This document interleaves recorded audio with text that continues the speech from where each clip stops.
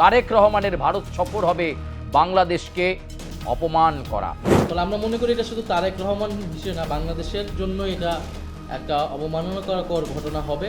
বাংলাদেশে এই মুহূর্তে চর্চার বিষয়, শেখ হাসিনা ফিরলেই কি আওয়ামী লীগ অ্যাক্টিভ হয়ে যাবে? এরকম একটি গুরুত্বপূর্ণ এবং বিস্ফোরক মন্তব্য করেছেন নাহিদ ইসলাম। বাংলাদেশের প্রধানমন্ত্রী তারেক রহমানের সফর নিয়ে এবার গুরুত্বপূর্ণ মন্তব্য করলেন জাতীয় নাগরিক পার্টির আহ্বায়ক তথা বাংলাদেশের বিরোধী দলের পক্ষ থেকে সংসদের চিফ হুইপ নাহিদ ইসলাম। তরুণ তুর্কি এই নেতা নাহিদ ইসলাম গুরুত্বপূর্ণ মন্তব্য করলেন, তারেক রহমানের ভারত সফর আগামী অক্টোবরে এসে একাধিক দ্বিপাক্ষিক বৈঠক করবেন তারেক রহমান। ভারত এবং বাংলাদেশের মধ্যে যে ফাটল, যে জটিলতা এতদিন ধরে হয়ে রয়েছে সেটাও দূরে সরে যেতে পারে, অনেকগুলো সমস্যার সমাধান করতে পারেন তারেক রহমান। সেই তারেক রহমান সফরে আসতে চলেছেন অক্টোবরে, কিন্তু তার আগেই আগস্ট মাসেই গুরুত্বপূর্ণ বার্তা দিয়ে দিলেন নাহিদ ইসলাম। তিনি বললেন, তারেক রহমানের ভারত সফর হবে বাংলাদেশকে অপমান করা। তারেক রহমান যদি প্রকৃত একজন জনদরদী নেতা হয়ে থাকেন তাহলে বাংলাদেশকে অপমান করতে তিনি ভারতবর্ষে যাবেন না। এরকম একটি গুরুত্বপূর্ণ এবং বিস্ফোরক মন্তব্য করেছেন নাহিদ ইসলাম। এবং তিনি দাবি করছেন যে যখন শেখ হাসিনাকে বাংলাদেশ আগেই ফেরত চেয়েছিল, কিন্তু তখন ভারতবর্ষ শেখ হাসিনাকে ফেরত পাঠায়নি বাংলাদেশে। এখন শেখ হাসিনা দিল্লিতে বসে অডিও বার্তা দিয়ে কিছুদিন আগে বলেছেন যে তিনি ডিসেম্বরেই বাংলাদেশে ফিরবেন, সমস্ত বাধা ষড়যন্ত্রকে কাটিয়ে শেখ হাসিনা বাংলাদেশে ফিরবেন। আর এমন সময় ঠিক বাকি আর কয়েক মাস, তখন তারেক রহমানের এই সফর ভারতবর্ষে হওয়া মানেই বাংলাদেশকে অপমান করা। কারণ শেখ হাসিনা ভারতবর্ষ তথা দিল্লিতে থাকা অবস্থায় তারেক রহমানের সফর ঠিক হবে না। আন্তর্জাতিক ক্ষেত্রে দক্ষিণ এশিয়ার রাজনীতিতে তারেক রহমানের সফর অত্যন্ত গুরুত্বপূর্ণ একটা প্রভাব ফেলবে বলেই মনে করছে নাহিদ ইসলাম। এই সরকারের আমাদের কাছে মনে হচ্ছে যে একটা দ্বিধান্বিত পররাষ্ট্রনীতি, আত্মবিশ্বাসহীন পররাষ্ট্রনীতি। আমরা এই সরকারকে কখনো দেখি প্রবল আত্মবিশ্বাসী, কখনো কিংকর্তব্য বিমূঢ়। যেখানে শেখ হাসিনা রয়েছেন দিল্লিতে, সেখানে যদি আবার তারেক রহমান যায় তাহলে এটার আসলে মিনিং কি দাঁড়াবে, বাংলাদেশের জনগণ বা বিশ্ববাসী এটা কিভাবে দেখবে? ফলে আমরা মনে করি এটা শুধু তারেক রহমান বিষয় না, বাংলাদেশের জন্য এটা একটা অবমাননাকর ঘটনা হবে। এবং বাংলাদেশ যে স্বাধীনভাবে পররাষ্ট্রনীতি বা সার্বভৌমত্বর জায়গায় স্বাধীনভাবে মাথা উঁচু করে দাঁড়াতে পারছে না, এটাই মেসেজ যাবে।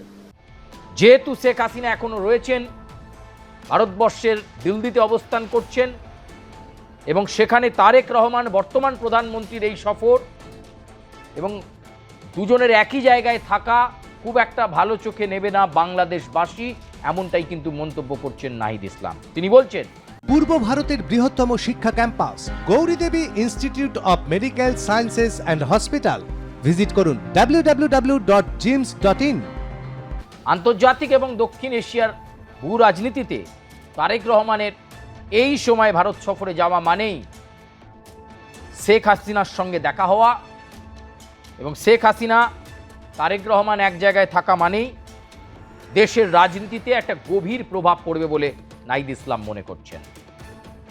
কিন্তু এটাও তো নাহিদ ইসলামকে ভাবতে হবে, যে বিদ্যুৎ সংকটে বাংলাদেশ পড়েছে, সেই বিদ্যুৎ সংকট থেকে বাংলাদেশকে বের করে আনতে পারে একমাত্র যে দেশ, সেটা ভারতবর্ষ। ভারতবর্ষের বিদ্যুৎ সরবরাহ কোম্পানির সঙ্গে বাংলাদেশের চুক্তি ছিল শেখ হাসিনার আমলে। শেখ হাসিনা চলে যাওয়ার পর থেকে সেই চুক্তি নিয়ে বিতর্ক দানা বাঁধে।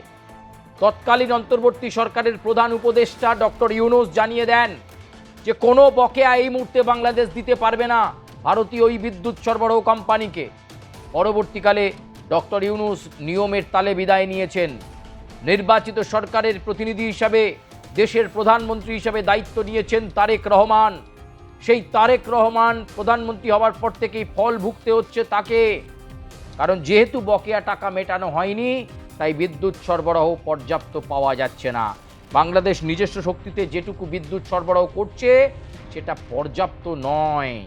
ফলে এমন পরিস্থিতিতে দাঁড়িয়ে এই মুহূর্তে ভারত সফরে এসে তারেক রহমানের এই জটিলতাটা কাটানো অত্যন্ত গুরুত্বপূর্ণ হয়ে দাঁড়াচ্ছে। নাহিদ ইসলাম তো সেটা নিয়ে কথা বললেন না। দেশের বিদ্যুৎ সংকট নিয়ে তো নাহিদ ইসলামের মতো তরুণ তুর্কি নেতারা কথা বলছেন না। দিনের অর্ধেকের বেশি সময় বিদ্যুৎ নেই বাংলাদেশে, সেটা নিয়ে কথা বলছেন না।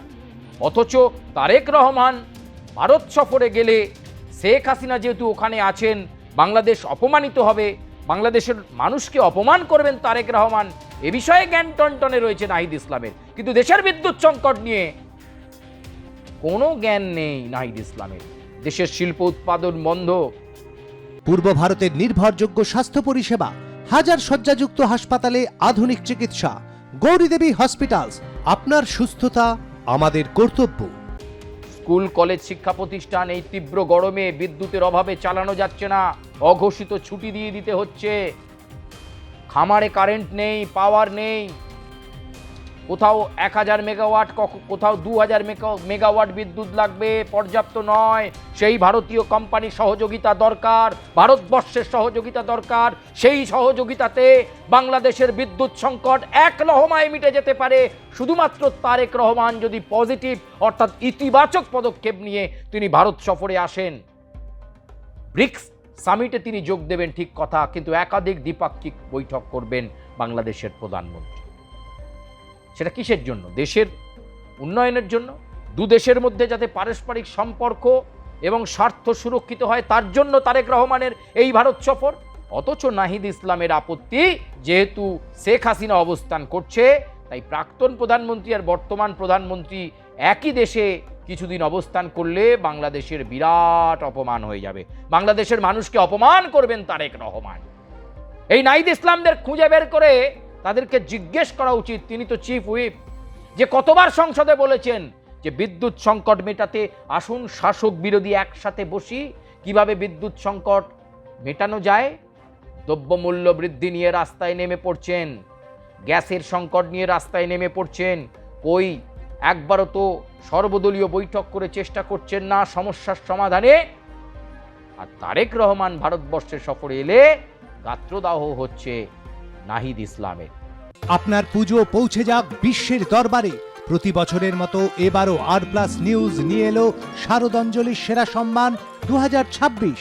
অংশ নিতে সকাল 10টা থেকে সন্ধে 6টার মধ্যে সরাসরি যোগাযোগ করুন আমাদের অফিসে অথবা কল করুন 9836323248 এই নম্বরে।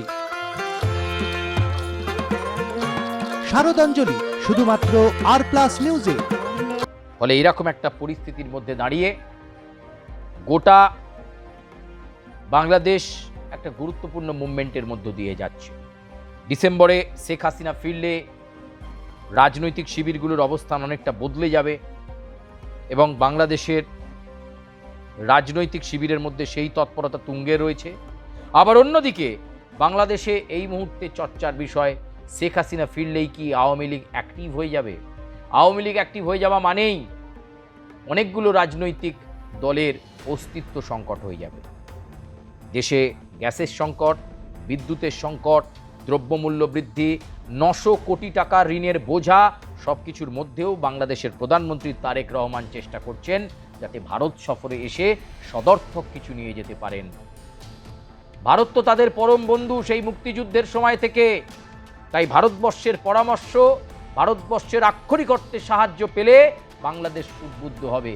তিস্তা জলচুক্তি নিয়ে যে বিতর্ক রয়েছে, তিস্তার জল ঠিকঠাকভাবে বন্টন হলে, ভারতের সহযোগিতা পেলে বাংলাদেশের সেচের সমস্যা মিটবে, কৃষি নির্ভর অঞ্চলগুলো উদ্বুদ্ধ হবে।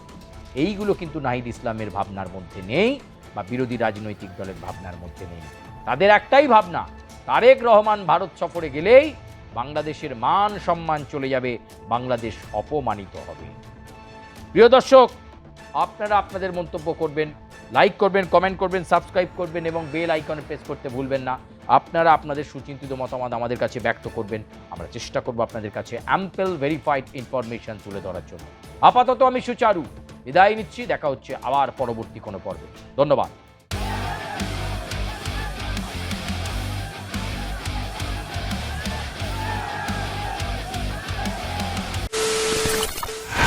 খবরের নামে প্রতিদিন সন্ধে আপনার ড্রয়িং রুমে কি শুধুই চিৎকার চেঁচামেচি খেয়ে আসে? বিতর্কের নামে চলে গালাগালি আর কাদা ছোড়াছুড়ি। এবার সময় পরিবর্তনের, কারণ আমরা কান ফাটানো চিৎকারে বিশ্বাস করি না। আমরা বিশ্বাস করি খবরের সত্যতায়। আমরা কোনো পক্ষের হয়ে গলা ফাটাই না, আমরা সাধারণ মানুষের হয়ে প্রশ্ন তুলি। চিৎকার নয়, শুধু খবর হবে যেখানে বিতর্ক আছে কিন্তু কুৎসিত ঝগড়া নেই। সঠিক তথ্য, বিশ্বস্ত খবর। নজর রাখুন আর প্লাস নিউজে।